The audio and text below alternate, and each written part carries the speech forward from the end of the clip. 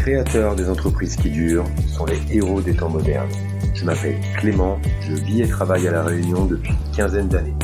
Avec ce podcast, nous partirons à la rencontre des hommes et des femmes qui font bouger les choses. Aujourd'hui, on est avec la Financière Investissement dans ce podcast et on est avec Jean-Marc Meunier, le PDG, on peut dire PDG, DG. Le gérant. Le gérant, oui, voilà, c'est le gérant. Voilà. Et puis Jean-Marc, je vais commencer par te demander de te présenter, savoir qui tu es, pour nos auditeurs, etc. Bon, déjà, je suis belge. Vous allez le voir, j'ai un petit accent qui ressort naturellement. J'ai 33 ans. Non, j'ai pas 33 ans, j'ai 53 ans. Le temps passe vite. Je suis en France depuis maintenant mes 25 ans et j'ai peut-être un parcours un peu atypique. Je suis le gérant d'une société qui s'appelle la Financière Investissement, cabinet de gestion privée de patrimoine, depuis 2005 maintenant déjà à La Réunion, mais je suis un passionné d'entreprise. Je suis également président d'une autre entreprise qui s'appelle Soin de Toi, soindetoi.re, spécialisée dans la commercialisation, la vente de produits alimentaires, bien-être et santé, et également associé majoritaire sur une autre société qui s'appelle Adequity Development, innovation dans le domaine de la construction. Nous sommes associés avec des collègues belges, je dirais, parmi les leaders européens, Bistil, pour ne pas les citer. Voilà, innovation, bâtiment, ossature métallique, et bientôt d'autres choses également encore. Et le lien ? Comment tu t'es mis à ça ? Là, je découvre. Hein. Alors, il y a une logique. Il y a une logique dans le sens où la genèse de tout ça, c'est la Financière Investissement. La Financière Investissement, c'est de la gestion privée de patrimoine avec une notion de service très importante, plus qu'en France, je pense, où la notion de service est très développée. Moi, je dire, j'ai peut-être des origines un peu anglo-saxonnes, normandes, germanophones, je suis belge. Le service, l'accompagnement des clients est très important dans notre culture. Et la Financière Investissement, c'est également de l'éthique, c'est-à-dire le produit, le service, la manière de travailler, la pédagogie. Je dirais que nous sommes un petit peu des monnaies docteurs, des généralistes du patrimoine. Et Soin de Toi, c'est venu en fait naturellement d'un problème de santé que j'ai eu il y a quelques années, un cancer il y a plus de 6 ans, qui m'a amené à réfléchir un petit peu à mon mode d'alimentation et au bien-être en général. J'étais déjà assez sensibilisé à tout ça et je me suis dit, tiens, à La Réunion, on ne trouve pas ces bons produits, ces produits en pharmacie en tout cas, très peu de produits qualitatifs bio-santé. Et j'ai commencé, donc j'ai créé cette petite société avec un monsieur qui s'appelle Gérard d'Ambreville, qui est réunionnais.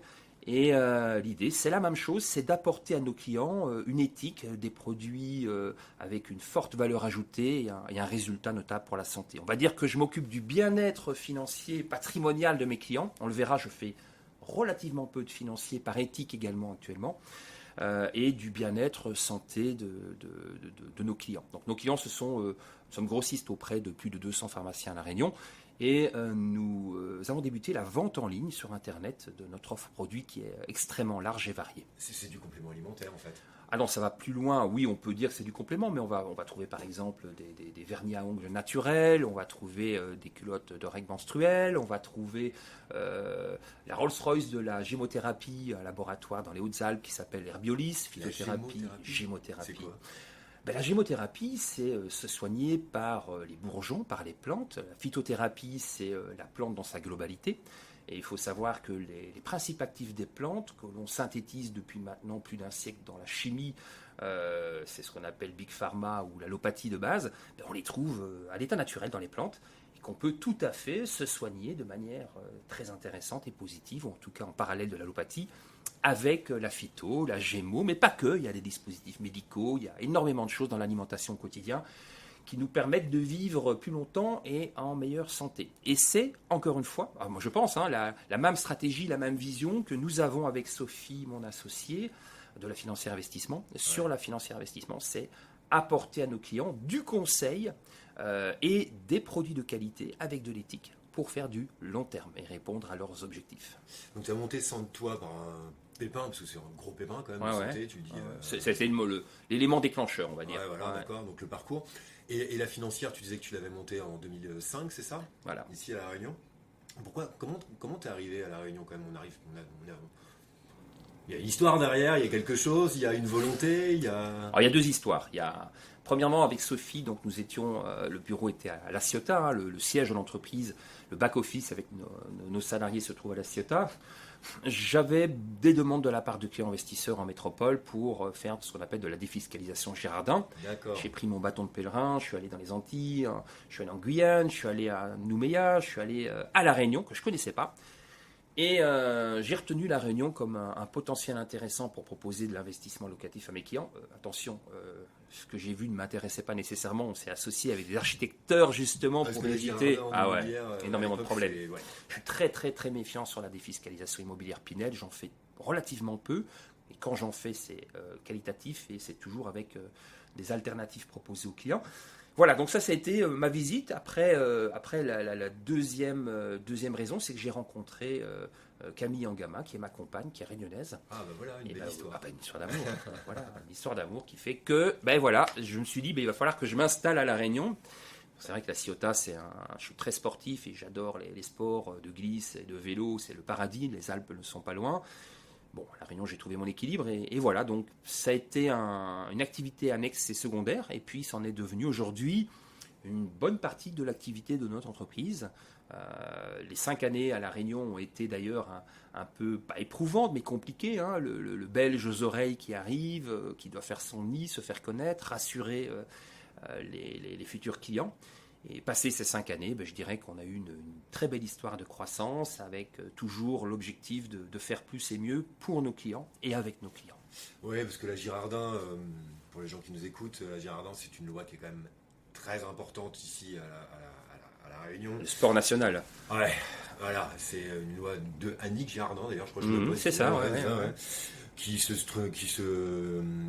qui agit beaucoup sur l'industrie. Donc tous les tracteurs... tractopelles, camions, bus, quand ils ne sont pas achetés par de l'argent public, ils sont achetés indirectement par de l'argent public, qui s'appelle la Girardin, qui est une loi de défiscalisation. Les gens investissent, réduisent leurs impôts sur le revenu, on récupère les sous et on les investit sur place, soit sous forme d'engins de chantier en Girardin industriel, soit, maintenant c'est plus possible, mais à l'époque, c'est ce que tu racontes, c'était possible, soit dans l'immobilier, dans l'immobilier neuf. Ce qui est toujours possible pour les entreprises à l'IS. Alors exactement, en fait la Girardin immobilière pour les particuliers n'existe plus et la Pinel Dom a pris le relais. La Girardin à l'IS est extrêmement intéressante, diffère possibilités d'investissement pour des sociétés. On s'est d'ailleurs fortement spécialisé sur ce service et sur cette structuration de défiscalisation, aussi bien pour des institutionnels que pour des particuliers, des entreprises en métropole. On a d'ailleurs organisé avec des confrères experts comptables des roadshows il y a de cela plus de 10 ans pour familiariser un petit peu les confrères experts comptables métropolitains à cette défisque. Et on travaille toujours également sur l'article 199, la défisque Girardin industrielle qui finance une grosse partie d'outils productifs made in Réunion et qui reste, je pense, essentiel au développement de cette belle île. Ouais, ça gonfle un petit peu les prix à mon avis, mais c'est vrai que ça compense peut-être l'octroi de mer et tout ce qu'il peut y avoir de spécifique ici. Et donc du coup, quand tu es arrivé, tu as fait de la Girardin au début pour lancer le cabinet, et après tu t'es spécialisé, tu es resté dans l'immobilier. Alors pas tout à fait, je t'interromps, mais en fait la Girardin, c'était la raison de visiter l'île. On a proposé à nos clients en métropole des produits que nous avons montés avec des architecteurs ici pour qu'ils soient conformes à un cahier des charges que je voulais, c'est-à-dire hors de question de proposer à des investisseurs métropolitains des prix délirants, parce que malheureusement, on le sait, ça a été le cas. Et on a proposé de la Girardin en métropole, mais c'est pas ça l'activité à La Réunion. En fait, ce qui s'est passé, c'est que le hasard a fait que j'ai rencontré 2 notaires dans le sud de La Réunion avec qui j'ai discuté, qui ont vu que ce que je proposais, ce que nous proposions était assez original, non pas exotique mais original, dans l'approche, une approche qui est vraiment une approche, je dirais, de monnaie doctor, de généraliste du patrimoine, qui prend le temps de poser des questions, qui prend le temps d'auditer, qui prend le temps d'aider les clients à mettre en avant, en exergue leurs objectifs. Et clairement, les produits que nous proposons déjà à l'époque, les produits d'investissement, ils ont un petit peu scotché. J'ai une vision un petit peu internationale. Le Belge est un habitant d'un petit pays. Les Belges voyagent beaucoup. J'ai beaucoup voyagé dans ma vie et je continuerai de voyager beaucoup. Et je pense qu'on a tous la chance, l'opportunité de profiter du côté positif de la mondialisation. La mondialisation, ce n'est pas que du négatif et de la peur. j'ai vraiment cette vision internationale. Hein. Je suis un europhile convaincu, on en parlera peut-être, un passionné de macroéconomie, de géopolitique et d'histoire, et je pense que c'est vraiment passionnant. Et donc en fait, l'approche de notre cabinet, intégrative, hein, un petit peu comme la médecine intégrative qui est à l'opposé de la médecine allopathique, c'est de prendre le temps de discuter, d'échanger et de proposer à nos clients, pour chaque problématique, chaque objectif qu'ils peuvent avoir, au minimum 3-4 solutions décorrélées entre elles. L'immobilier en fait partie, mais pas que l'immobilier que la majorité des gens connaissent, c'est-à-dire le locatif. On est vraiment spécialisé sur ce qu'on appelle l'immobilier professionnel, que ce soit mutualisé dans des foncières non cotées, des SCPI, des OPCI, des clubs deals immobiliers. Et puis on va travailler également beaucoup dans l'économie réelle au sens large. Et en tant que Belge et en ayant des clients en Allemagne et en Suisse, moi je vois que l'économie allemande, elle se porte très bien avec ce Covid par exemple. Pourquoi cette résilience? Mais parce que les Allemands investissent massivement, plus de la moitié de leur épargne, dans leur TPE, leur PME. Ce qui n'est absolument pas le cas des Français, qui continuent de mettre, j'allais dire bêtement, leur argent sur des produits totalement inintéressants, les fonds en euros par exemple, qui non seulement représentent aujourd'hui un réel risque, hein, on parle ici de crack obligataire, ce genre de choses, mais il y a un réel risque, et n'offrent aucun intérêt à la fois pour les entreprises et le tissu économique local, et à la fois pour les investisseurs eux-mêmes. Voilà, donc il y avait déjà à l'époque un objectif d'innover, de faire différemment. Alors bien sûr, nous ne sommes pas Dieu, ni baguette magique, ni boule de cristal, mais voilà, l'éthique et l'idée de cette entreprise, c'est de faire les choses autrement, différemment. C'est passionnant. Vas-y, développe sur les fonds euros. Parce que là... Alors, le fonds d'euro, on va pas trop s'y attarder. On est bloqué par le temps. On est bloqué par le temps, effectivement, mais concrètement, si vous allez vous taper par exemple Gaël Giraud. Gaël Giraud, c'est un économiste assez connu, même très connu, puisqu'il a été patron de l'AFD, l'Agence française de développement. C'est quelqu'un qui est un économiste reconnu, chercheur au CNRS, émérite, et également, alors je dirais économiste iconoclaste. C'est quelqu'un qui va mieux que moi vous expliquer quelle est la problématique bancaire et assurance et fonds en euros. Le fonds en euros, en fait, c'est quoi? Pour simplifier, c'est de la dette obligataire d'État principalement qui a été revendue à des investisseurs particuliers. C'est ce qu'on appelle du fonds en euros à capital garanti. Et ce fonds en euros, aujourd'hui, le problème, il est multiple. Hein. C'est que d'abord, le rendement n'existe plus, puisque le rendement des obligations d'État a chuté, voire est en négatif. Mais également que ce fonds en euros représente une somme monumentale, hein, plus de 1600 milliards d'euros, et que la contrepartie, la garantie financière apportée par les banques ou les compagnies d'assurance est très faible, à moins de 10 milliards d'euros. On ne sait pas trop ce qu'il va se passer dans les prochaines années avec cette dette obligataire, cette dette d'État qui, pour la France, sera à plus de 130% dans peu de temps et déjà à plus de 160% pour l'Italie. Je me rappelle qu'on était à 62-67% avant la crise de 2007. Mais cette problématique donc de fonds en euros, c'est qu'aujourd'hui, la garantie est une garantie purement théorique apportée par les banques, avec une garantie théorique également de l'État, qui dit qu'en cas de souci, il irait solder ou recapitaliser les banques qui ne pourraient plus faire face aux demandes de retrait, par exemple. Mais pertinemment, on le sait, aujourd'hui, on prend les Big Five, les grandes banques françaises, une banque comme BNP Paribas qui pèse largement plus de 2000 milliards d'euros, plus que le PIB français. Si demain l'État français devait faire un chèque pour recapitaliser ou sauver cette banque, on entend par là que les autres seraient certainement liés à elle. Hein. Ça peut être des banques françaises ou des banques italiennes ou des banques allemandes comme Deutsche Bank. L'État français n'aurait jamais les moyens de le faire. Alors d'un point de vue sociétal et puis financier, puisqu'aujourd'hui l'État français ne peut plus émettre de la monnaie, vous le savez, hein, c'est l'Europe et la BCE. Ouais, voilà. Donc c'est très compliqué et il y a des alternatives. Il y a des alternatives au système bancaire. Alors, on a tous bien sûr besoin des banques pour vivre, bien entendu. Les banques ont un rôle à jouer, même si elles ne le jouent pas totalement. On le voit encore actuellement avec les PGE complémentaires demandés par certaines entreprises, très compliqué. Mais il y a de l'alternative. L'alternative, par exemple, pour nous, ça va être d'aider les entreprises locales à La Réunion à se financer. Alors, je prends un exemple très concret. Vous avez des entreprises à La Réunion qui ont des croissances intéressantes. Imaginez une entreprise qui travaille dans la vente de machines agricoles, de matériel agricole. Cette entreprise a une croissance à 2 chiffres tous les ans, mais elle doit financer tous les mois, tous les 3 mois, ses commandes. Une commande, 1 million d'euros, le temps que son matériel arrive. actuellement, ces financements, c'est les banques. Ce besoin de fonds de roulement, c'est la banque qui doit ou qui peut l'assurer. Malheureusement, avec la conjoncture, les banques ne le font plus ou ne le font de moins en moins. Donc la croissance de cette entreprise est compromise. Elle ne peut plus commander son matériel puisqu'elle n'a pas la trésorerie pour le faire. C'est catastrophique, voire c'est dommage en tout cas. Nous avons structuré avec l'appui de partenaires en fait une offre qui va permettre d'aller lever des fonds auprès d'autres entreprises ou de particuliers réunionnais par exemple, qui vont financer cette dette obligataire, ces coupons obligataires sur du court terme, avec un intérêt financier, un rendement intéressant, avec un montage qui va permettre de sécuriser au maximum cette opération. Et donc en fait on retombe dans une espèce d'économie circulaire. Les entreprises réunionnaises et les particuliers réunionnais ont intérêt pour obtenir des rendements plus intéressants à financer leurs entreprises locales, et les entreprises locales bénéficient de l'épargne des particuliers. Voilà, donc c'est une manière de se substituer aux banques, ou en tout cas d'assurer un service qu'ils ne peuvent plus ou ne veulent plus faire. Donc il y a énormément de choses à faire, c'est ce qu'on appelle du financement alternatif. Vous avez certainement entendu parler, Clément, du crowdfunding immobilier. Ouais, mais c'est ça, c'est le gars qui a monté ça ici, là. Ouais.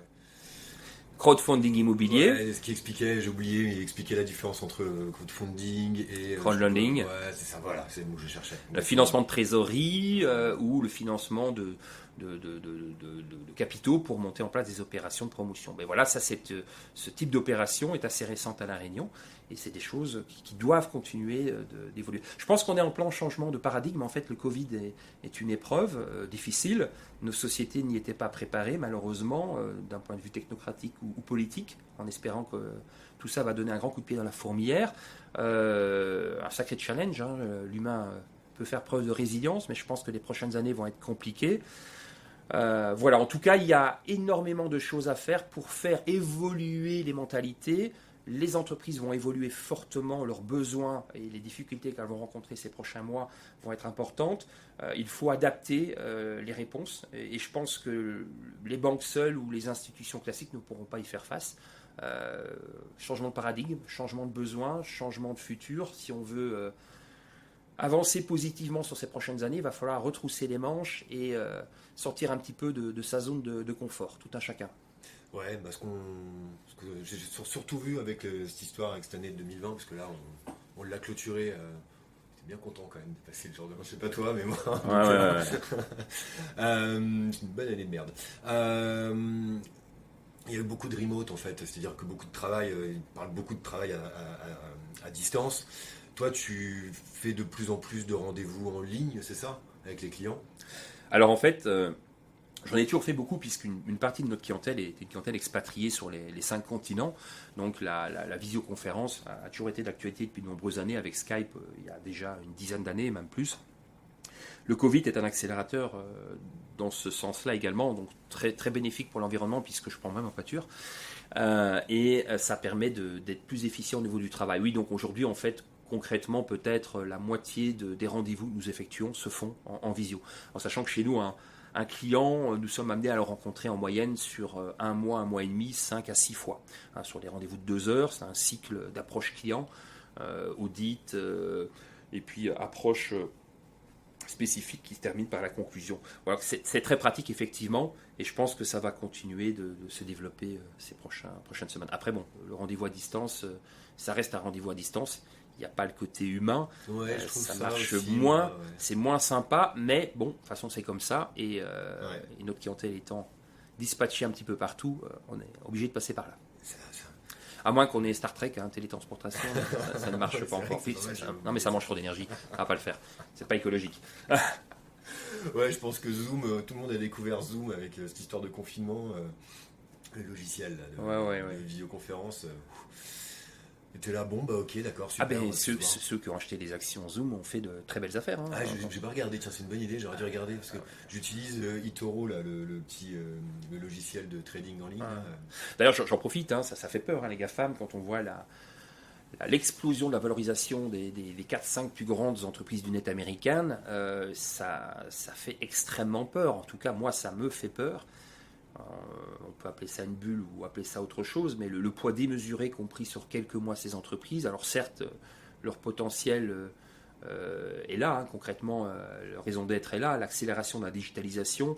Je crois que ce Covid va nous accélérer la transition d'un monde industriel vers un monde 3.0, mais bon, c'est trop, c'est beaucoup trop, et puis cette décorrélation de l'économie réelle et de la finance ou de l'ultra-finance est non seulement catastrophique, elle est catastrophique pour l'humanité, elle est catastrophique pour le modèle économique, et puis en termes de risque, hein, on parle de risque systémique. Je reviens d'ailleurs sur ce que je vous disais tout à l'heure, sur Gaël Giraud. Je vous conseille vraiment de faire votre propre opinion et via Google, faites une petite recherche sur les interviews qu'il a pu donner et sur ses explications. On ne peut pas continuer comme ça. Le coût écologique d'abord est démesuré, hein, et puis humainement parlant, ça ne pourra pas perdurer indéfiniment. J'ai vu le bilan de la BNP Paribas, parce qu'il faut savoir que le bilan, l'actif d'une banque, c'est la dette des particuliers. Mm-hmm. Hein, ce qui est inscrit quand on regarde un bilan d'une banque, c'est comme une entreprise, hein, n'importe laquelle, il y a un actif, un passif. Et à l'actif, donc c'est ce que est censé posséder une société. Si demain je te dis, bon, bah, t'as combien ton actif, je vais sur société.com, je vois le bilan de, je sais pas, soin de toi, je sais ce que possède la société. Et ben la BNP Paribas, j'ai découvert que c'était la dette des particuliers. Ouais. Et qu'en fait, ils se posaient les questions. Alors j'ai oublié le chiffre exact du bilan de la BNP, je sais pas combien de milliards, de centaines de milliards, milliers de milliards. Si demain, les particuliers viennent à ne plus rembourser leur crédit, à partir de tant de pourcentage, il y a un risque, donc le fameux mot systémique, sur le bilan de la BNP Paribas, qui est la plus grosse capitalisation quand même des banques. Troisième banque mondiale, non, je dirais deuxième banque mondiale après Bank of America. La troisième étant Deutsche Bank, que l'on pourrait appeler une banque zombie, c'est-à-dire comme les entreprises zombies. Une banque zombie, c'est un petit peu comme une entreprise zombie. On estime qu'aujourd'hui, 30% des entreprises mondiales, de la TPE-PME à la grande société, sont des banques mortes vivantes. Prenez le groupe Tereos, regardez son chiffre d'affaires et son taux d'endettement monstrueux. S'ils survivent aujourd'hui, comme le groupe Casino, je pense, c'est grâce aux obligations qu'ils émettent, aux emprunts qu'ils font à des taux nuls. Mais dès que les taux remonteront, que la situation économique se dégradera plus fortement, ces sociétés disparaîtront. Elles n'ont pas pu adapter leur modèle économique à l'évolution de la société. On parle de digitalisation entre autres, mais pas que. Concernant les banques, le problème il est multiple. On parle de dette du secteur privé. Alors pour moi le secteur privé, attention, quand on parle des privés c'est les particuliers, mais pour moi le plus gros risque actuellement de défaut de remboursement au niveau des banques, c'est plutôt le secteur privé professionnel. Le taux d'endettement du secteur privé est, je pense, par mémoire, aux alentours de 150 ou 160%. Il est supérieur à ceux de l'État français. Moi, je pense que sur la dette publique des États européens, en tout cas, on pourra trouver une solution. Ça, c'est une vision de l'esprit, hein. C'est de l'argent qu'on doit, l'argent on le crée, hein. Le quantitative easing, cette création de monnaie. La monnaie n'est qu'une vision de l'esprit, un système de confiance et une écriture informatique, on est d'accord. On pourrait tout à fait imaginer d'annuler ou de supprimer cette dette d'État, hein, tout simplement, et je pense que c'est une piste sur laquelle beaucoup d'économistes travaillent, hein, les iconoclastes contre les économistes fondamentalistes, je les appellerai. Moi, je pense que c'est pas là que vient le plus grand risque. Le plus grand risque, pour moi, il vient justement de la dette des entreprises. Le fait d'avoir, avec cette crise distribuée des PGE, c'était nécessaire et absolument nécessaire, mais on a encore dégradé les bilans de nombre d'entreprises. Et nombre d'entreprises ne pourront pas rembourser. Et là, effectivement, ça passera au passif des banques. Alors même si aujourd'hui les banques n'ont pris la garantie que de 10% des sommes prêtées en PGE, ça représente un montant important. Et il faut rajouter tout ça à l'argent que les banques ont perdu en trading sur les marchés financiers. À ma connaissance, les banques françaises n'ont toujours pas séparé leur activité de trading de leur activité de dépôt. C'est honteux, catastrophique. Ils en ont énormément parlé après 2008. Mais ils n'ont rien fait. Je sais pas où ils n'ont rien fait. Moi, je me rappelle encore une assemblée générale du Crédit Agricole l'année dernière où la banque de dépôt, un schisme, hein, n'en peut plus de voir les milliards et des milliards de perdus par l'activité trading. Hein. C'est pareil avec le Natixis pour la version de la caisse d'épargne. On rajoute à ça également le secteur du pétrole qui est dans une situation calamiteuse. Hein. On sait qu'en 2007, on avait dû injecter des sommes monstrueuses pour le tenir à flot. C'est de nouveau le cas. Bon, là, le brut est à un peu plus de $50 le baril, mais on est toujours bien en deçà des ratios de marge nécessaires pour ces grands groupes qui, une fois de plus, doivent être portés à bout de bras par nos banques. On rajoute à ça des problématiques de manque de fonds propres pour certaines banques, parce que je suis désolé quand j'ai Christine Lagarde qui me dit que nos banques ont 9-10% de fonds propres. Si on applique certains ratios, on arrive plutôt à 2,5. Il y a quand même eu un paquet d'alertes de la Commission européenne depuis plus de 10 ans à ce sujet. Donc voilà, on n'est pas dans le monde des bisounours ni dans Walt Disney Présente, malheureusement. Voilà, je suis optimiste parce qu'il faut être optimiste, mais il faut être clair aussi. Sur ces prochaines années, entre le risque écologique, le risque financier, le risque sanitaire, le risque au niveau sociétal, parce qu'en fait, ces crises Covid, qu'est-ce qu'elle fait ? Elle transfigure, je dirais, une défiance vis-à-vis des élites, ou des technocrates, comme on les appelle. Et ça peut mener à ce qu'on a connu ici, les Gilets jaunes, à des événements encore plus dramatiques. L'incompréhension et un manque de confiance entre la base, le peuple et les élites. Voilà, géopolitiquement parlant également, on vit sur une planète de plus en plus compliquée. Regardez les États-Unis, ce qui se passe. On verra avec le passage du pouvoir entre Donald Trump et Biden, ce qui se passe en Asie du Sud-Est ou au Moyen-Orient. Il va falloir une sacrée résilience pour ces prochaines années. Bon, l'humain en a déjà vécu pas mal, et c'est dans l'adversité que l'humain est capable souvent justement de se transfigurer, de sortir de cette zone de confort et une remise en question. Mais voilà, il existe des solutions, il existe des gens géniaux qui ont des idées, il faut faire bouger les lignes, et je pense qu'on a tous un rôle à jouer en tant que citoyens. Moi je suis belge, j'habite en France, je ne peux pas voter en France, sauf au niveau communal, mais on a tous quand même un rôle à jouer. Ah, tu ne peux pas voter ? Non, enfin si, juste au niveau de la mairie, de ma commune, mais je ne peux pas voter ma ville, puisque je suis belge. Ah ouais. Ah oui, je suis étranger. La Belgique, ça va quoi. Bon, cela dit, j'ai 53 ans, bientôt 54, et je suis arrivé à 23 ans à Paris. D'accord. Tu étais de Bruxelles, non ? Alors moi, je suis né à Binche, la cité du carnaval, les Gilles de Binche, un carnaval médiéval. Parce que j'ai fait. À Binche, c'est pas loin de Maubeuge, à 30 km, c'est la cité du carnaval. Mais j'ai fait toutes mes études à Spa, à Liège. J'ai fait des études d'agronomie à l'origine. Des études d'agronomie. Agronomie, ouais, je suis passionné de permaculture, d'environnement. Et puis le hasard de la vie a fait qu'à la fin de mes études, je voulais partir en Afrique, travailler au Rwanda, mais c'était la guerre civile là-bas. Il était hors de question pour moi de faire de l'éducation et de rentrer dans l'éducation nationale belge, d'être prof. Ça ne me passionnait pas, et donc je me suis lancé dans le business. Je suis devenu indépendant. Une boîte américaine qui, je me rappellerai toujours, une petite annonce dans un journal qui est l'équivalent du Monde le soir, en anglais, qui recrutait pour une boîte américaine dans l'environnement des commerciaux, des futurs managers. D'accord. Moi, l'environnement, ça m'a toujours parlé, bien entendu, c'est cette fibre-là. Et je suis parti à Amsterdam et j'ai commencé, je me suis lancé à mon compte avec eux. Et en fait, je n'ai jamais cessé d'être indépendant, je n'ai jamais été salarié une seule fois de ma vie. Voilà, c'est la question que j'allais te poser. Ah ben voilà, j'anticipe. Ouais. Mon parcours tumultueux, si j'étais français, je dirais tumultueux. Si j'étais anglo-saxon ou belge, je dirais un parcours riche, puisque pour les Français en général, des faillites, c'est un échec. Non, j'ai bien sûr eu des sociétés, j'ai démarré seul, avec la seule force de mes bras et sans la petite cuillère d'argent dans la poche, dans la bouche. Est-ce que tu as planté une boîte ? Alors, j'ai pas planté. Oui, la boîte s'est plantée. J'ai l'exemple j'avais monté une entreprise avec mon père. Mon père dans la cosmétologie. Ma mère avait une école d'esthétique privée en Belgique. Et c'était le tout début d'Internet à l'époque. J'étais parti d'ailleurs faire le premier salon du web à New York. Et je me suis dit, tiens, on va lancer ça. Ma mère était à la retraite, pré-retraite. Je l'ai pris comme technicienne pour développer un nouveau concept de cosméto naturel et bio. Donc, soit à domicile sur Paris haut de gamme. Et j'ai lancé le premier site de vente en ligne Internet. C'était un des tout premiers. Quelle année ça ? J'avais 29 ans. Ouais, donc il y a une vingtaine d'années, quoi. Voilà. Et puis mon père travaillait avec moi, et mon père est décédé d'un cancer. Un cancer de la prostate. C'était dramatique, bien entendu, pour ma mère. Donc en fait, la boîte a fait faillite. Et j'ai payé pendant des années, bien sûr, ce que je devais à la banque. Mais bon, c'est la vie, c'est un apprentissage, et c'est une expérience, c'est enrichissant.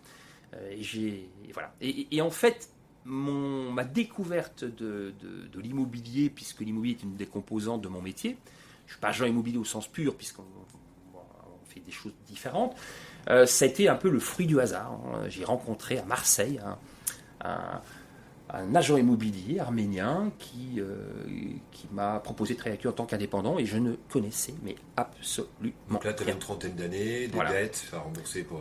à la banque, tous les mois. Et tu arrives à Marseille pour... Voilà, et ma femme de l'époque me présente ce monsieur et j'ai tout appris. Et puis ça m'a donné envie, j'ai commencé à acheter, à réparer, à revendre des petits appartements. Je me suis refait, comme on dit. Et puis j'ai appris à faire de la transaction immobilière et après du neuf. Et après j'ai vite vu que c'était intéressant mais que ça me saturait, que c'était pas ce que je voulais faire. Et donc j'ai repassé tout ce qu'il fallait pour faire mes diplômes et mes cursus pour justement changer de métier et faire du conseil. Conseil, ça veut dire à la financière, nous sommes des techniciens, une casquette de technicien. On est un petit peu des couteaux suisses, des monnaies docteurs, c'est-à-dire on est un peu juriste, un peu avocat, un peu expert comptable, un peu notaire, un peu banquier, un peu assureur. On va travailler d'ailleurs en interprofessionnalité avec nos confrères experts comptables, notaires, avocats, droit des affaires, droit de la famille, droit fiscal.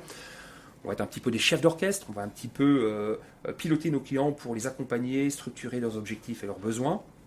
Et on va leur vendre à nos clients des produits. Donc on a une casquette de technicien et on a une casquette de commerciaux. L'idée c'est de vendre des très bons produits. À La Réunion par exemple, 70% de l'offre que nous avons est totalement exclusive à notre société. Soit on crée ces concepts, soit on les a en exclusivité sur l'océan Indien. Et on adosse donc ces produits à des concepts. Donc c'est de la technique, c'est pas une baguette magique, ça tombe pas comme ça. Ouais, parce que pour expliquer un peu aux auditeurs, les produits principalement sont... ce qu'on appelle du papier pierre aussi, ou de l'immobilier pas en réel, parce que quand on t'écoute, comment expliquer ça? Très peu de défiscalisation, mais le reste, principalement de l'immobilier sous forme de placement, en fait. Alors, pour être peut-être un peu plus précis, les mots ont toute leur importance. Placement, pour moi, égale épargne, c'est-à-dire dans le virtuel, générer des intérêts qui aujourd'hui d'ailleurs sont à zéro ou négatifs.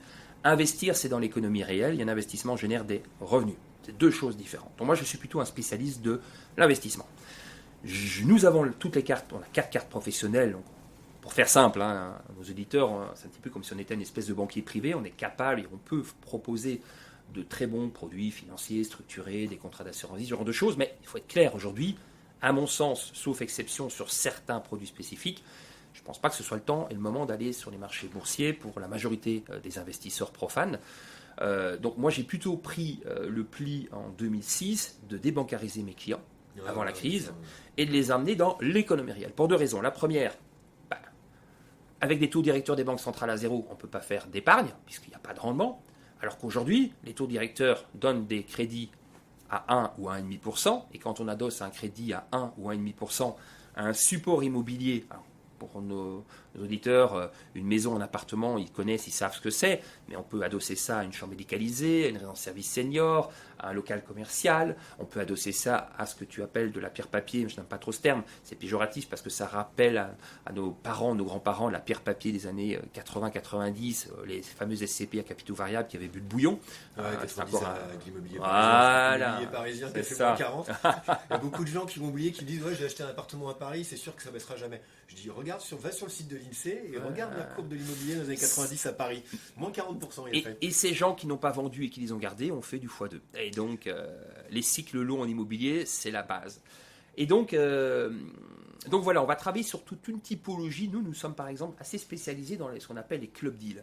Alors, les club deals, c'est quoi? Un club deal, il faudra peut-être que je fasse une petite marche en arrière pour un petit peu expliquer la genèse de l'idée de cette boîte. En fait, j'ai eu la chance de faire du vélo, pas mal de vélo, parce que je suis un fou de vélo, de VTT, de vélo de route, avec un ami qui s'est avéré faire de la gestion de fortune. La gestion de fortune, c'est quand vous gérez en family office en Suisse, par exemple, des grosses fortunes. Donc c'est minimum des gens qui ont 10, 20, 30, 40, 50, 100 millions d'euros à placer et investir. Et quand je pédalais avec lui, il me racontait des produits exceptionnels, des clubs deals immobiliers à 1 million de dollars ou 500 000 euros. Et je me disais, c'est fabuleux, c'est super, ces produits-là, franchement, je ne savais même pas qu'ils existaient. Et je me suis dit, mais pourquoi est-ce qu'on ne rendrait pas accessibles ces produits d'investissement à des gens comme nous? Alors, les gens comme nous, c'est ce qu'on appelle les classes moyennes, et plutôt aisées, puisque, effectivement, les personnes qui investissent aujourd'hui, ce sont principalement des gens avec un certain pouvoir d'achat. Malheureusement, les revenus du travail ne suffisent pas aujourd'hui pour créer la richesse. Tu le sais, c'est l'endettement qui le permet, et l'endettement n'est malheureusement pas accessible à tout le monde. Et on s'est dit, mais Pourquoi ces gens, pourquoi ces classes moyennes, ces enseignants, ces petits patrons d'entreprise, ces cadres du privé, pourquoi ces gens n'ont pas droit à ces super produits? Pourquoi ce sont les ultra riches, ces 0,0001% de la population qui ont droit? Et en fait, toute la réflexion, ça a été ça, depuis 15 ans. Et de rendre accessibles ces supports. Alors, rendre accessible, ça veut dire qu'ils soient accessibles. Par exemple, aujourd'hui, on a des club deals accessibles à 25 000 dollars ou 20 000 euros, hein, si on est sur Paris ou sur les États-Unis. C'est pas 500 000 dollars ou 1 million d'euros, hein, c'est beaucoup moins. Et rendre accessible, c'est également d'imaginer une pédagogie pour les clients. Le gros problème en France, si je compare avec la Belgique, l'Allemagne et la Hollande, c'est que les Français ont une culture financière à moins 20. Ouais, t'es gentil, moi j'aurais dit c'est une catastrophe. C'est une catastrophe. Alors je sais pas si c'est voulu, je crois que c'est peut-être voulu un petit peu quand même, mais c'est catastrophique parce qu'on ne peut pas être maître de son destin, de sa famille, de la sécurité de sa famille, de sa retraite, hein, parce que la retraite obligatoire, le régime actuel malheureusement ne pourra pas permettre aux gens d'avoir plus de 40% de ce qu'ils auront gagné dans leur vie, c'est terrible, hein, mais bon, je crois que la majorité des gens aujourd'hui s'en rendent compte. Et donc, c'est ce problème de la culture et de la compréhension des mécaniques économiques, macroéconomiques, financières, elle est dramatique pour les Français. Elle est dramatique. C'est comme si vous ne compreniez absolument pas quelle est l'importance de l'alimentation sur votre santé. C'est le cas pour la majorité des gens. Regardez ce qu'ils mangent quand vous allez en grande surface. Donc, en fait, l'idée de cette entreprise, c'était de rendre, techniquement parlant, des produits très haut de gamme accessibles à des gens normaux, entre guillemets, et puis de entre guillemets, les éduquer, pas comme un enseignant, mais de leur faire comprendre dans quel environnement nous vivons, parfois leur donner un coup de pied aux fesses pour qu'ils sortent de leur zone de confort, parce qu'on est à La Réunion, à 10 000 km, 9 000 km de la métropole, que tout va bien, on est encore plus en risque ici avec cette crise qu'en métropole, leur ouvrir les yeux et de les obliger à prendre un peu de recul. De se poser des questions qui ne se posent pas. Alors ça concerne bien sûr le patrimoine, la retraite, la transmission du vivant, du patrimoine pro-perso, mais ça concerne également leur entreprise et l'éthique, des notions d'éthique. Et en fait, c'est ça l'idée. Donc d'habiller de la pédagogie financière, d'avoir un cursus qui permet aux gens de comprendre ce qui se passe et d'avoir des outils différents de ce qu'ils font en général. Vous savez, nous en fait, quand on regarde ce que font 90-95% des Français, ils vont en grande distribution. Quand vous allez dans une banque de dépôt, et que si vous comptez sur une banque de dépôt ou sur une compagnie d'assurance lambda pour assurer votre retraite, bon, ça ne va pas être simple. Alors, nous ne sommes ni magiciens, ni de baguette magique, ni de boule de cristal, mais il y a des stratégies, il y a des outils et il y a des produits qui permettent d'aller beaucoup plus loin. Voilà, c'est un petit peu l'idée de la jeunesse de cette entreprise. Donc tu pédales à vélo, tu te dis mais tiens le club deal. Alors le club deal en fait c'est de l'immobilier mutualisé, voilà, avec assez peu de lot mais de très haute valeur en fait. Alors pas nécessairement. Tu vas prendre par exemple un club deal sur lequel nous travaillons aux States, aux États-Unis. C'est une foncière non cotée, on va parler d'une foncière non cotée, une société qui achète de l'immobilier de qualité, qu'elle va d'ailleurs acheter avec des décotes pour le valoriser par des travaux. Et elle le met en location à ce qu'on appelle des classes moyennes aisées aux États-Unis, donc pas les gens qui ont de faibles revenus ni les gens qui ont de très gros revenus. C'est une classe de locataires intermédiaires qui est moins sensible à la crise. Et l'idée, c'est simple, hein, c'est que en fait, cette société achète 10, 20, 30, 40, 50 immeubles de 20 logements et nous détenons une partie, 20 000 dollars, 100 000 dollars de part dans ces sociétés. Hein. C'est une super SCI beaucoup plus sécurisée. Et nous bénéficions au travers de la mutualisation du risque, hein, puisqu'en fait, s'il y a 600 locataires, je prends moins de risque que si j'en avais un seul en direct. Et ça me permet d'avoir des revenus états-uniens net d'impôts, puisqu'en fait il y a des conventions de non-double imposition et la fiscalité par exemple en Floride n'existe pas ou quasiment pas, d'avoir des avantages fiscaux et par exemple de me décorréler des cycles de crise entre les States et l'Europe, hein, on le sait, hein, tu le vois, les crises apparaissent aux États-Unis, mais la résilience US est incroyable, hein, c'est un pays qui a une capacité à rebondir énorme. Pour 10 en quelques mois, c'est comme l'Angleterre, c'est hallucinant. Alors, c'est comme l'Angleterre, mais je pense que c'est beaucoup plus, et je crois que leur moteur principal, au-delà de leur enthousiasme, on va appeler ça comme ça, c'est surtout que ce sont les rois du pétrole, comme on dit. La monnaie, le dollar, ils en font ce qu'ils veulent, et c'est la monnaie reine. Donc en fait, le fait de pouvoir s'endetter non-stop, d'émettre de l'argent non-stop, c'est également un avantage prépondérant. Et puis leur force militaire... c'est toujours la première puissance mondiale et le resteront longtemps encore, je crois, devant la Chine, fait qu'ils ont des bras de levier énormes pour imposer c'est ce qu'on appelle de l'impérialisme d'ailleurs, il n'y a pas d'autre terme, aux autres pays. On le voit par exemple avec ce qui se passe en Iran.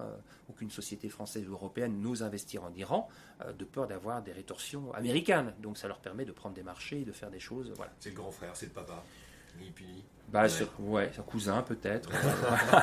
Mais il y a des choses à faire avec nos cousins américains. On ne peut pas aujourd'hui, à l'ère de la mondialisation, se limiter à faire son patrimoine sur ce joli caillou qu'est la Réunion. C'est non seulement stupide, mais également totalement dangereux. Rappelle-toi nos grands-mères, qu'est-ce qu'elles disaient nos grands-mères ? Mettre tous ses œufs dans le même panier. Ben voilà, donc, nécessairement dans le même pays ou dans le même continent, dans les mêmes typologies. Il faut diversifier, il faut mutualiser, il faut ouvrir les yeux et sortir de sa zone de confort. Ouais, là on va voir un petit peu, pour rebondir sur ce que tu disais sur les États-Unis, avec l'Angleterre qui est sortie de la zone euro. On n'entend pas plus parler que ça. Nos amis british ont une résilience importante.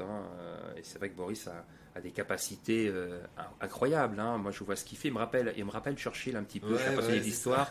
C'est un sacré monsieur. On aime, on n'aime pas. Mais bon, il faut admettre que... T'as une super biographie de François Kersaudy, si t'aimes bien. Oui. La biographie de Churchill de François Kersaudy est magnifique. Écoute, voilà un livre intéressant alors. Tu m'obliges à la lire. Allez, ok, d'accord. Tu me donnes ça avec. Donc après, oui, pour parler de l'Angleterre, moi personnellement, ça va être compliqué pour nous, effectivement, au niveau économique et pour les étudiants, on en parlait, de gérer tout ça, mais je pense que l'Europe peut se passer de l'Angleterre. Voilà, je pense parce qu'en fait, les Anglais n'ont jamais été européens, c'est des Iliens, et je pense que c'était plutôt un frein pour les grandes décisions de l'Europe. Ça a toujours été fait au forceps. Voilà. Donc je pense qu'une Europe, de toute façon, on n'a pas le choix. L'Europe devra être plus forte, plus puissante, pour faire face aux défis, tant politiques que géopolitique. Je pense à une force armée européenne par exemple. Les prémices sont en place actuellement, mais ça doit bouger. On a besoin. L'Europe a une force énorme. C'est les grands projets, je pense. Moi, je pense que l'Europe doit miser énormément sur des grands projets, des grands investissements publics, transport, les ENR, énergie renouvelable. Je ne parle pas de greenwashing. Par exemple, les grands projets dans l'hydrogène sont des projets intéressants, beaucoup plus que la voiture électrique, on ne va pas épiloguer là-dessus. Je pense que l'Europe, si elle applique une bonne stratégie à long terme, et c'est ce qui nous manque dans les démocraties, à contrario de la Chine, qui est un pays, on va dire une dictature qui a la capacité à prendre des décisions à long terme, nous on ne peut pas le faire, mais on a quand même des outils très intéressants pour nous en sortir ces prochaines années. On pourrait créer des dizaines de millions d'emplois, on pourrait améliorer notre modèle social, limiter la remontée des richesses aux ultra-riches tels que ça se fait actuellement. Voilà, je crois que l'Europe a vraiment une force et on a une cohésion. Voilà. Après, il y a le populisme qui est de retour dans certains pays, surtout en Europe de l'Est, l'Europe centrale. À mon avis, c'est le siècle identitaire. Mais la peur, les populistes jouent des peurs. La peur est le plus mauvais allié pour l'humanité. On le voit, tous ces politiques sur tous les continents qui jouent et usent de la peur pour manipuler les masses. Et malheureusement, les masses aujourd'hui sont de moins en moins capables de discerner le vrai du faux. On le voit, les réseaux sociaux. Les gens s'informent sur le fil d'actualité de Facebook. C'est ça, c'est catastrophique. Voilà, ou sur un journal, sans aller confondre ça avec d'autres supports. Voilà. Ils ne veulent surtout pas payer parce qu'ils considèrent que l'information est gratuite. Ah aussi, oui, donc une information de mauvaise qualité, effectivement, c'est catastrophique. On est bien d'accord. Pour rebondir, donc le siège social, la financière est à La Ciotat. Ouais. C'est magnifique La Ciotat, j'ai jamais été moi. Mais c'est une des plus belles, ils appellent ça les Ciotadins, une des plus belles baies du monde. C'est une baie magnifique. Si tu aimes le kite ou le funboard, c'est top. Sans se faire croquer ici. Il n'y a pas de requin. Si, au mois de juillet l'année dernière, un grand blanc est passé à 20 000 des côtes. Il y a du requin en Méditerranée, contrairement à ce qu'on pense, mais il ne fait que passer et il n'a jamais eu d'attaque, en tout cas répertoriée. Pas comme ici, qui vient croquer les gens. Donc La Ciotat est une très belle ville. Donc pourquoi La Ciotat ? Parce que j'y habitais et que mes bureaux, le siège, était déjà à La Ciotat avant de venir à La Réunion. Ouais. Et que La Ciotat offre un autre avantage, c'est qu'on y trouve beaucoup de compétences. Il faut savoir que notre back-office, qui est composé d'une petite dizaine de salariés, une équipe 100% féminine, que pilote mon associée Sophie depuis un paquet d'années. Sophie Mouk, c'est ça? Sophie, voilà, qui est l'élément clé de la financière, sans quoi et sans qui rien n'aurait été possible. Je dirais, tu l'as rencontrée comment? Sophie, en fait, j'ai recruté Sophie comme salariée au tout début de l'activité. Et puis, moi, je pars du principe que dans la vie, il faut partager. Si on veut avancer sur du long terme, il faut partager. Donc, je lui ai proposé de devenir mon associé, de rentrer au capital. Elle est toujours salariée, elle est associée et on partage les mêmes valeurs. Les valeurs sont importantes, la même vision du business, parce que c'est pas simple d'être associé. Je l'ai été, ça peut être très compliqué, dangereux. Mais voilà, on fait une très très belle équipe. Et j'en profite d'ailleurs si elle m'écoute pour la remercier, parce que sans elle, je vais la taguer, on ne serait pas là. Je vais la taguer, je tague tout le monde. Ah oui, non, après. Ouais. Extraordinaire. Et donc, l'équipe de salariés, en fait, qui est pluridisciplinaire, 100% féminine, cartonne. Vraiment, nos clients sont chouchoutés. Nos clients, les 500 clients de La Réunion, on les connaît par cœur. Enfin, elles les connaissent par leur prénom, par leur nom. C'est du service. Et donc, l'idée de cette société, c'est ça, c'est le service. C'est vraiment à l'anglo-saxonne de mettre les clients, qu'ils soient, c'est pas péjoratif, petits ou grands en termes de patrimoine, au cœur de leurs problématiques et de les chouchouter de la même manière. Mais tu t'en sors parce que du coup, tu as 3 sociétés. Bon, on a parlé de soins de toi, de la financière. Donc, déjà, rien qu'un cabinet de gestion de patrimoine à gérer en termes d'habilitation, c'est un plein temps en fait. Oui. Tu as 3 bureaux, parce que c'est le social à salarié, même si Sophie s'occupe de ça. Tu as 2 bureaux ici, un dans le sud, un dans le nord de l'île. Tu t'organises comment? Tu n'as pas d'assistant? Alors, la règle, c'est déléguer.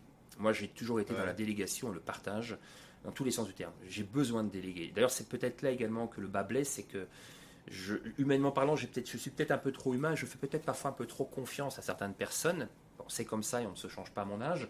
Mais déléguer. Donc déléguer, c'est important. Sophie gère, c'est Sophie qui gère tout le back-office et toute la métropole. Donc cette partie-là, je n'ai pas à la gérer ou très peu.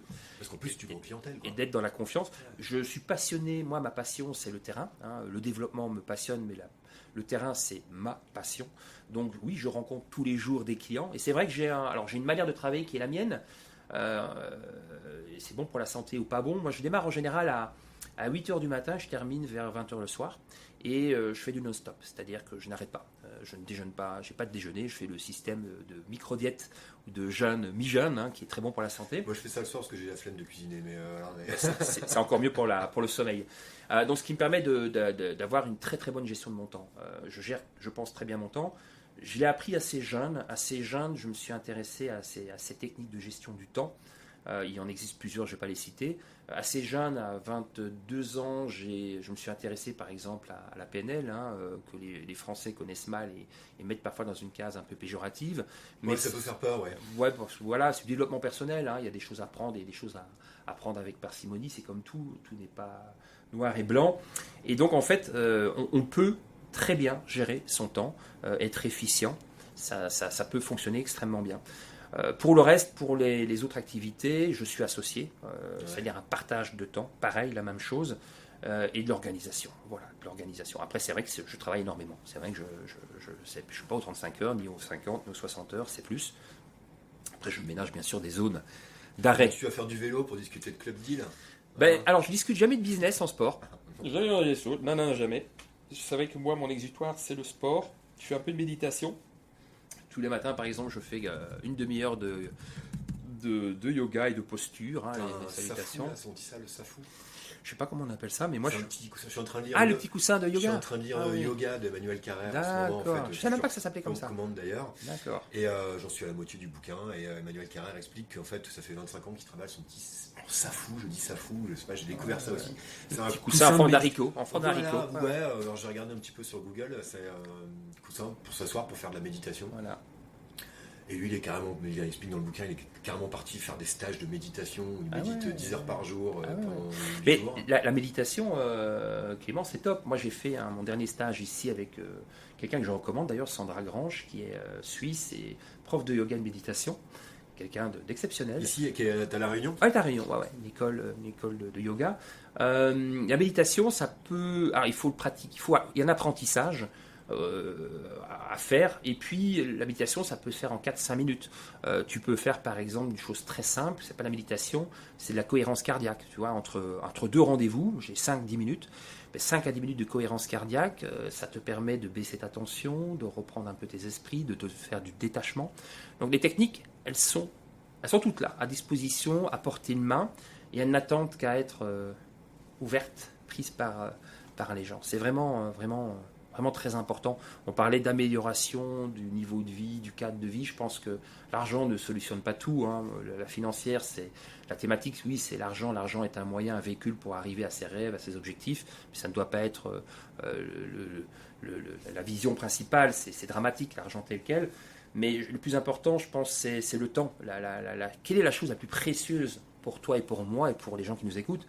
C'est bien le temps. Et la majorité des gens, effectivement, vont avoir tendance, et moi y compris d'ailleurs, on se remet en question, à passer beaucoup de temps pour gagner de l'argent. Mais si l'argent que tu gagnes après, tu veux te racheter du temps, c'est pas possible. Donc il faut bien mettre les choses à plat. Et c'est souvent ce que je dis à mes clients en audit, c'est dire là, on met les choses à plat. C'est quoi vos rêves, vos objectifs? C'est qu'est-ce que vous avez envie de faire de la vie? Voilà, j'aime bien cette question-là, c'est ce que je dis. Tu vois, c'est quoi? Oui, il y a les enfants, les études, la retraite, sécuriser madame si vous venez à décéder, la transmission, on l'a dit, l'entreprise, mais il n'y a pas autre chose, quelque chose qui vous fait rêver. Je me rappelle, j'étais en rendez-vous avec un couple de médecins, chirurgiens. Et il me dit non, ça va, j'ai tout ce que je veux. Et puis il y a sa femme qui le regarde, qui dit mais chérie, si tu as envie de faire le tour du monde en van, tu veux faire le tour du monde en van. Oui, mais tu sais que c'est pas possible. Voilà, le van il faut l'acheter, il faut faire le tour du monde, c'est 100 000 balles, 100 000 euros. Et puis moi, voilà, je suis libéral. Si j'arrête, c'est 200 000 euros par an, c'est pas possible. Mais si, ce rêve-là, il peut être réalisé. Il peut être réalisé avec une stratégie patrimoniale qui lui permettra de faire ce rêve. Alors il faut mettre des moyens, bien entendu, mais la majorité des gens que nous rencontrons au quotidien n'ont pas de but ni de rêve, je pense, clairement identifié. Et sans avoir une vision la plus précise possible de ce que l'on a envie de faire dans la vie, et avancer à tâtonnement, ça marche, mais ça fait perdre du temps. Donc le développement personnel est très important. Une demi-heure de méditation. Voilà.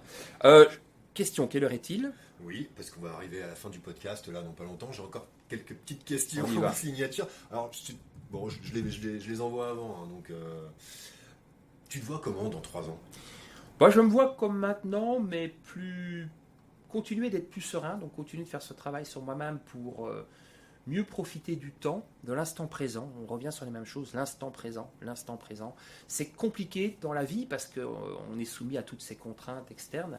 Donc c'est de garder le cap, donc c'est de continuer de m'améliorer sur cet axe-là, de continuer de m'améliorer au niveau professionnel par rapport aux gens avec qui je travaille, parce que le fait d'être un petit peu un rouleau compresseur comme je le suis, on m'appelle souvent comme ça le bulldozer, c'est que derrière il faut suivre, et que parfois tout le monde n'est pas formaté de la même manière, et qu'on ne s'en rend pas compte toujours assez, donc c'est peut-être encore mieux appréhender les gens avec qui je travaille, c'est une question de respect aussi, pour améliorer cette cohésion, ne pas distancer les gens.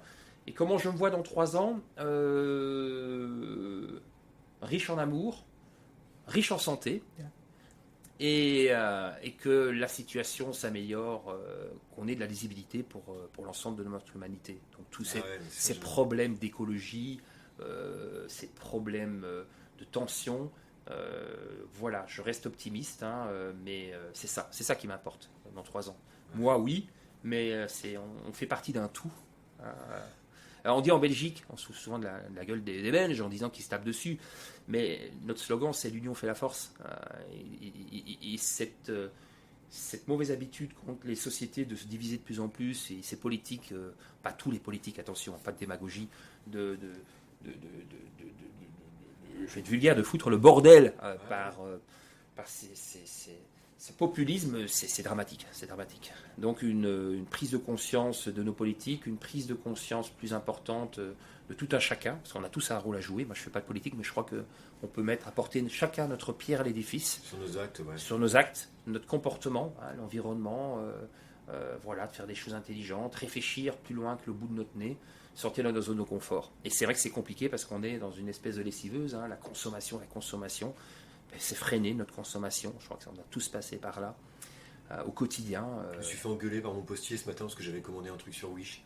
Il m'a carrément engueulé. C'est vrai, mais c'est génial ce qu'il a fait parce que moi je l'ai fait et j'ai arrêté parce que je suis très vulgaire, excusez-moi, mais ça c'est la Belgique, c'est de la merde. C'est de la copie, c'est mauvaise qualité. Je trouve c'est fabriqué. C'est cher et là je voulais une petite pochette, genre un truc pour camper là. Ouais. Mais tu as pour 20 ou 30 balles, même chez le chinois, ils commandent sur Wish pour 4 balles. AliExpress même. Mais en faisant ça, tu achètes quelque chose qui va durer. Tu prends une Petzl, tu vas la payer effectivement 50 €, mais tu vas la garder 10 ans. Et tu prends ta frontale à 5 balles, tu vas la garder 1 mois. Et en fait, on est dans ce circuit de consommation à outrance et de produits basse qualité. Donc je pense que, tu vois, c'est un exemple. Donc il a bien fait, je ne vais pas te frapper, mais il a raison, Postier. J'ai halluciné quand même. Il était là, oui, non. Je dis, oh là là. Je ne vais pas me mettre mal avec lui parce que déjà qu'il n'a pas toqué pour livrer le colis, il va me le jeter la prochaine. On va parler du mot médiocrité. Bah alors, non, ça ne me dit rien parce que la médiocrité, c'est quelque chose de totalement négatif. C'est la signature de notre podcast. Quelles sont tes petites médiocrités acceptables? Je dirais c'est bien français ça. Vous les Français, la médiocrité. Mon collègue, à mon pote, Jean, je dirais que ça t'a pas plu.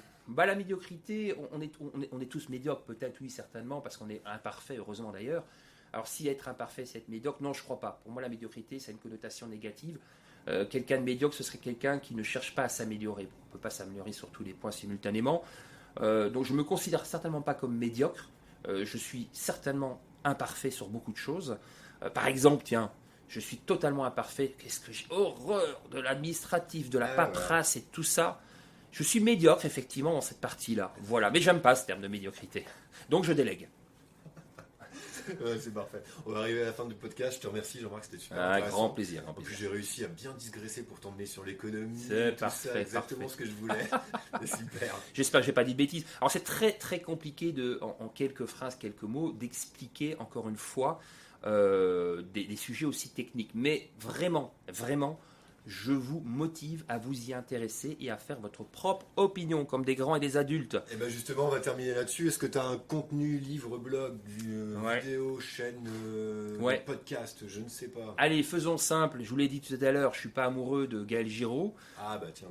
Mais allez-y, faites votre opinion. Vous l'avez déjà entendu, vu.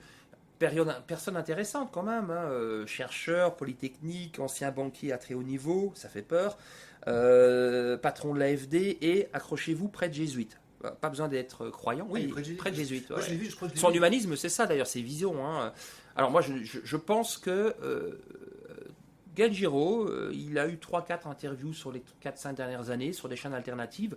Regardez, faites votre propre opinion et ouvrez un peu vos oreilles et vos yeux sur ce qui se fait. Ce sont des gens, je pense, fiables. On ne parle pas de conspirationnisme, de collapsologie. Voilà, un petit peu ce que je veux dire. Il n'est pas passé sur Thinkerview?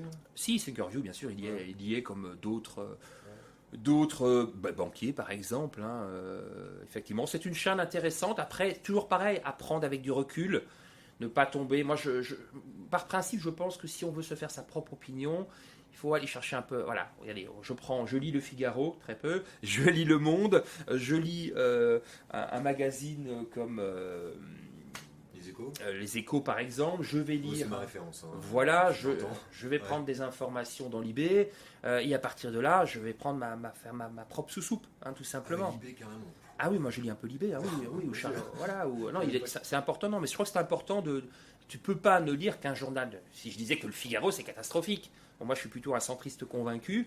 Mais voilà, multiplier ses sources et ne pas se borner à un seul vecteur de communication. Allez, on est bon? Eh bien, j'en profite pour souhaiter une belle journée, belle fin de journée à tout le monde et au plaisir en tout cas. Salut Clément. Salut. Bye bye. C'est la fin de ce podcast réalisé à l'île de la Réunion. Merci de l'avoir écouté. Pensez à vous abonner. Pour me contacter, smallisbeautiful.reunion@gmail.com. À bientôt.